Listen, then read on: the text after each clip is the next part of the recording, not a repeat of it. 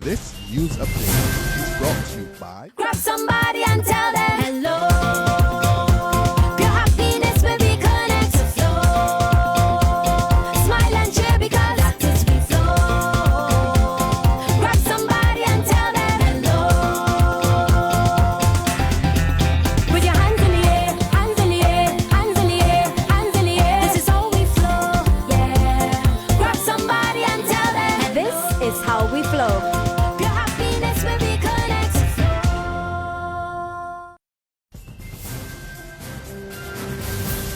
This is the Barbados Today afternoon news update for Monday, November 9th. Thank you for joining us. I am Marie-Claire Williams.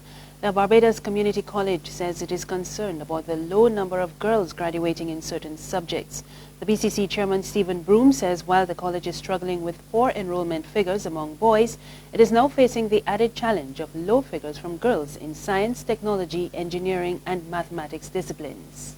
While we talk about the male disparity in the overall student intake at the college, it should be noted that of the 74 entries into the technology program, only 7, or just less than 10%, were female, thus creating another challenge for the college in looking at STEM and gender, where women are vastly underrepresented in STEM jobs and STEM degree qualifications, despite making up more than half of the educated workforce.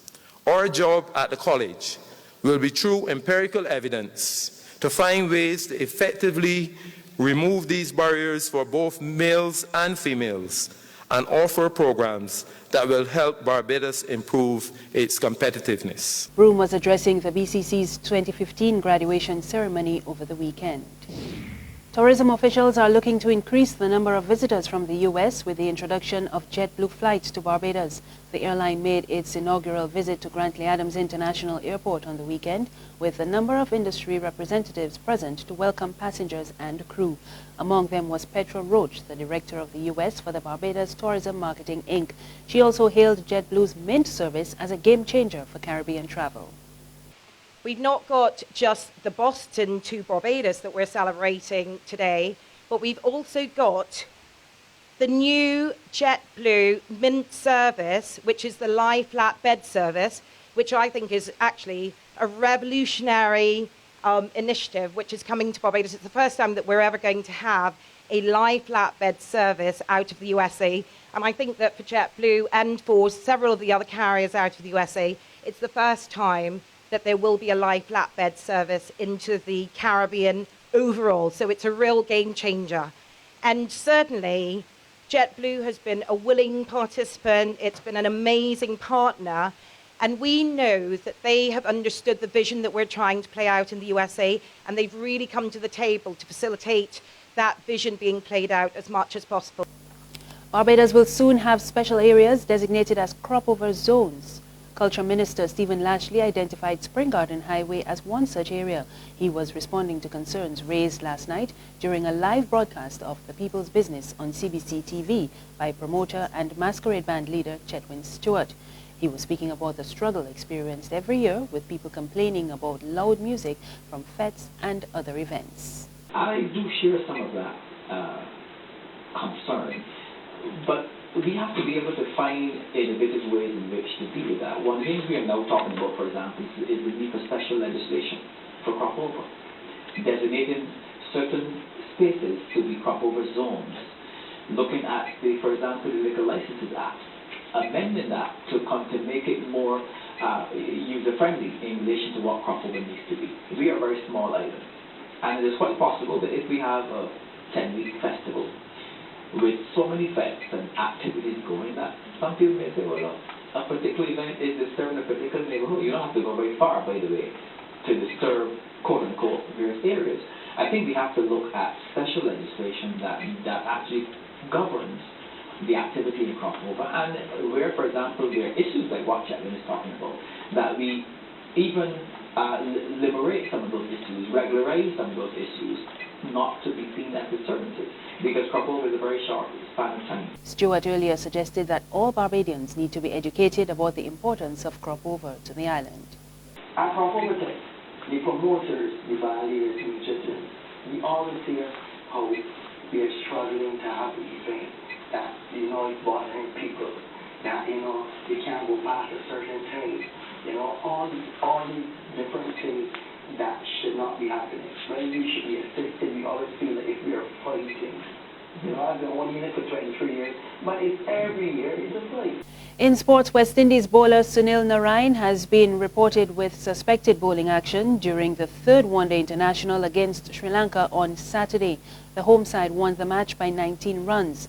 The match officials' report, which was handed over to the West Indies team management after the match, cited concerns about the legality of Narine's deliveries. His bowling action will now be scrutinized further under the ICC process relating to suspected illegal bowling actions reported in tests, ODIs and T20s. Narine now needs to undergo testing within 14 days. He is allowed to continue bowling in international cricket until the test results are known. Still in sports, a World Anti-Doping Agency Commission report is recommending that Russia be banned from athletics. WADA's independent commission examined allegations of doping, cover-ups and extortion in Russian athletics, which also implicates the sport's world governing body, the IAAF. WADA is calling for 5 athletes and 5 coaches to get lifetime doping bans. The report also identifies systemic failures in the IAAF that prevent an effective anti-doping program.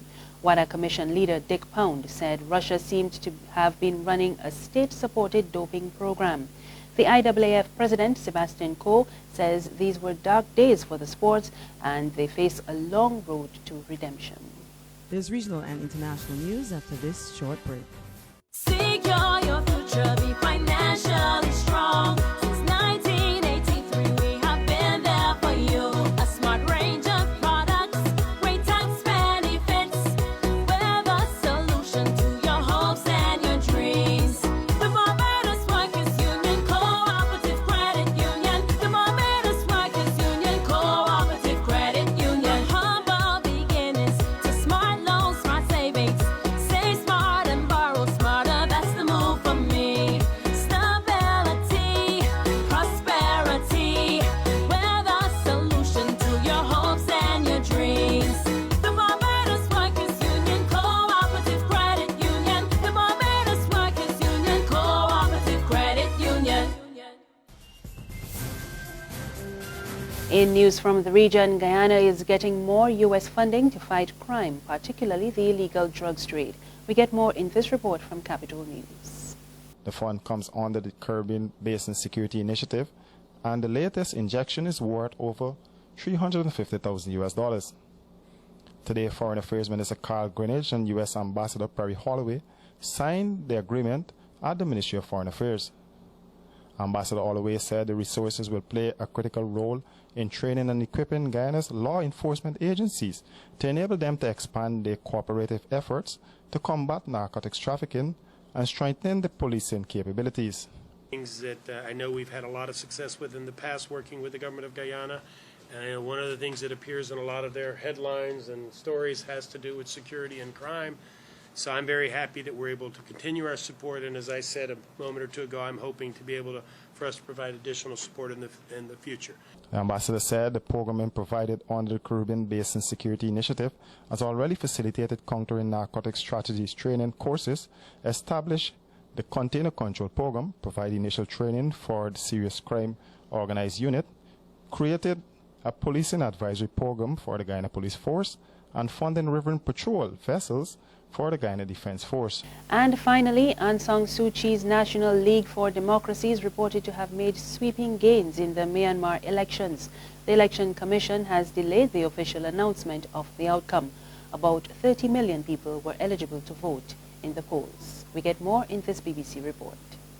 Just a few official results then, but it tallies with what we've been hearing unofficially, that the NLD, Aung San Suu Kyi's party, is on track here for a big win, quite possibly a landslide. We are successful, we are victory. If we do win, I will be more than just happy. I hope we win 90% of the country. In my 40 years, there's been no change, and in the last 5 years, the country has been completely ruined. If NLD wins, I know our country will change. That's the news. There's more on our website, www.barbadostoday.bb. You can also subscribe to our e-paper, email updates, and like us on Facebook. You can catch us on Izumi Media in bus terminals or screenplay at supermarkets and gas stations near you.